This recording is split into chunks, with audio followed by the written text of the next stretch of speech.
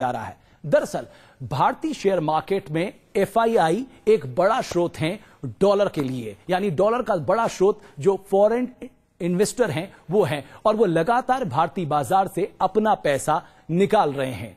अब सवाल उठता है वो ऐसा क्यों कर रहे हैं? अगर हम एक अनुमान के मुताबिक कहें, पिछले 2 महीने में वो 11 बिलियन डॉलर बाजार से पैसा निकाल चुके हैं, क्योंकि उन्हें लगता है कि अमेरिकी अर्थव्यवस्था वापस अपने रंग में लौट रही है, और यही कारण है कि वो अब अमेरिका का रुख कर रहे हैं और उन्हें भरोसा हो चला है अमेरिकी बाजार में, क्योंकि डॉलर की मांग ज्यादा है, इसलिए डॉलर लगातार मजबूत हो रहा है।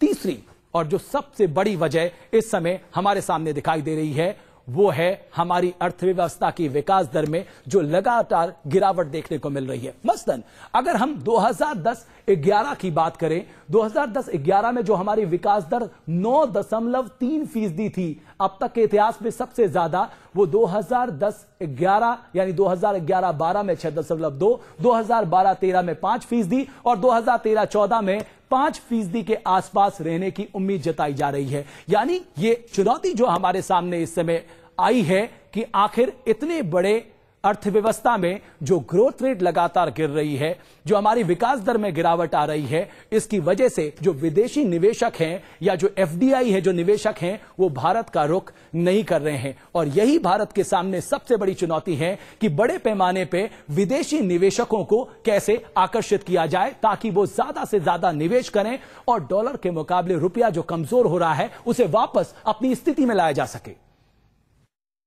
ये वजह रमेश ने आपके सामने पेश की और जाहिर से बात है इससे काफी कुछ स्पष्ट होता दिख रहा है। लेकिन एक बात और है कि अमेरिकी अर्थव्यवस्था में सुधार के साथ साथ भारतीय अर्थव्यवस्था में गिरावट और रुपए की ये बदहाली आज आपके सामने है।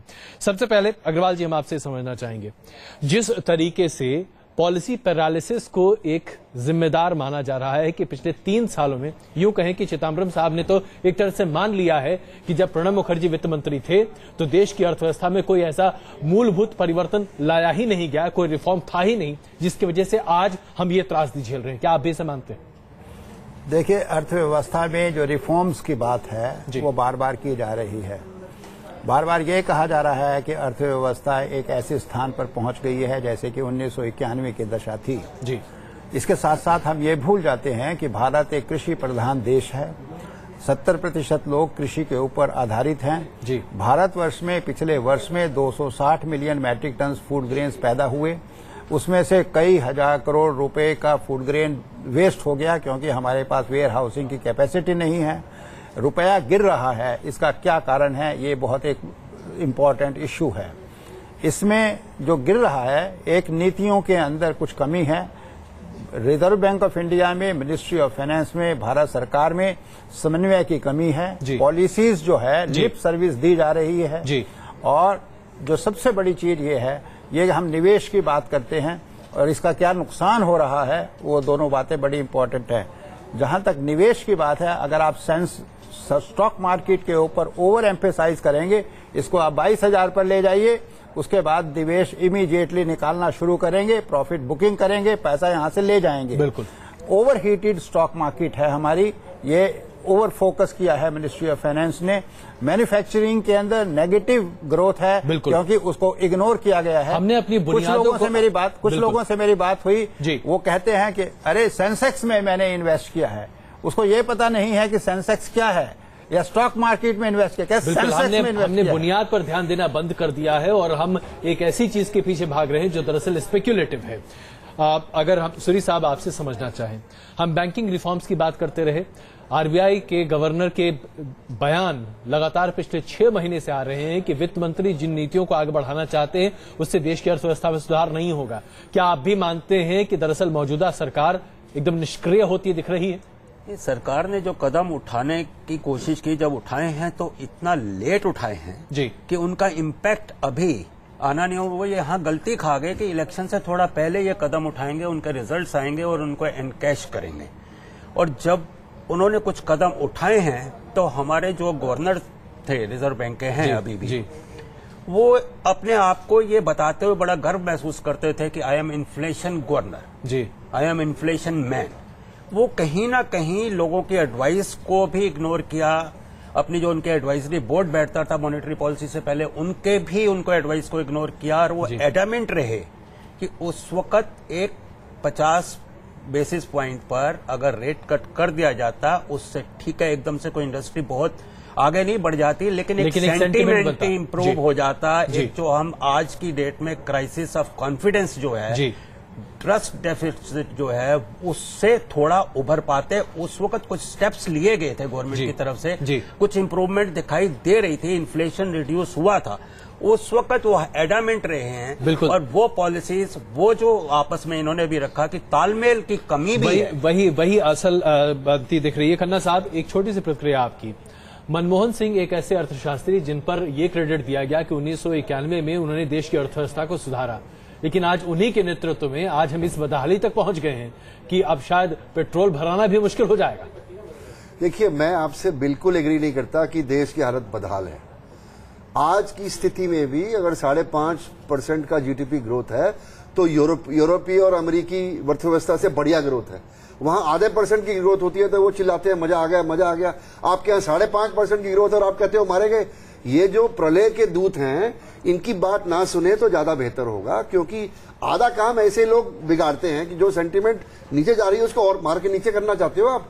आपको पॉजिटिव सोचना चाहिए कि भाई आज की अर्थव्यवस्था में अगर रुपया गिर रहा है, आपने 1990 का रेट बताया 18, 1966 में मोरारजी देसाई प्राइम मिनिस्टर थे और डॉलर का रेट 5 रुपए था। उन्होंने डिवैल्यूएशन करके 7.5 रुपए कर दिया। खन्ना साहब आप जो बात कह रहे हैं, आप जो बात कह रहे हैं उसकी एक छोटी सी प्रक्रिया आप बता दीजिए। अभी 80 रुपए के आसपास पेट्रोल की कीमत पहुंच चुकी है और अब जो रुपए की जो गिरावट है, अगर उसको आप फैक्टर कर लेंगे तो 90-95 रुपए कहीं नहीं गया पेट्रोल की कीमत। कोई भी गवर्नमेंट इन मार्केट कंडीशंस को उस तरह कंट्रोल नहीं कर सकती जिस तरह fixed foreign exchange rate system में हुआ करता था 1991 से पहले। आप समझ लीजिए, हमारे देश में फिल्म बनी थी around the world in $8। Dollar black में बिकता था उस समय। बिल्कुल, लेकिन फॉरेन एक्सचेंज नहीं थी। मान लीजिए कि जो स्पेकुलेटिव ट्रेडिंग डॉलर में हो रही है वो एक बहुत बड़ी वजह है रुपए की इस गिरावट की। ये स्पेकुलेटिव ट्रेडिंग नहीं है। पहले सरकार के समझ लीजिए, आपका मानना गलत है। कोई स्पेकुलेटिव ट्रेडिंग नहीं है, क्योंकि डॉलर रिजर्व बैंक के ऑथराइज डीलर बेचते हैं, खरीदते हैं। कोई स्पेकुलेटर नहीं है वहां पर। इसमें स्पेकुलेटिव ट्रेडिंग होती है, होती है। मैं मानता बिल्कुल नहीं होती। इसमें रूल आउट नहीं की जा सकती और अब्रॉड में भी स्पेकुलेशन हो रही है। जो इंडिया में हो रही थी वो बड़े थोड़े माइनर सी थी। बिल्कुल, ये लेकिन स्पेकुलेशन आप बाहर फॉरवर्ड ट्रेडिंग बाहर कर सकते हैं, लिक्विडिटी को स्क्वीज करके कर दिया। तो गवर्नमेंट आज एक चीज बताएं, खन्ना जी भी बताएंगे। माफ कीजिएगा, मैं जरा बीच में आपको रोकना चाहूंगा। हम सीधे चलते हैं जरा अभी बेंगलुरु, वहां पर मौजूद हैं हमारे संवाददाता विजय और उनके साथ कुछ आईटी इंडस्ट्री के लोग हैं जिनकी आजकल बल्ले बल्ले है। विजय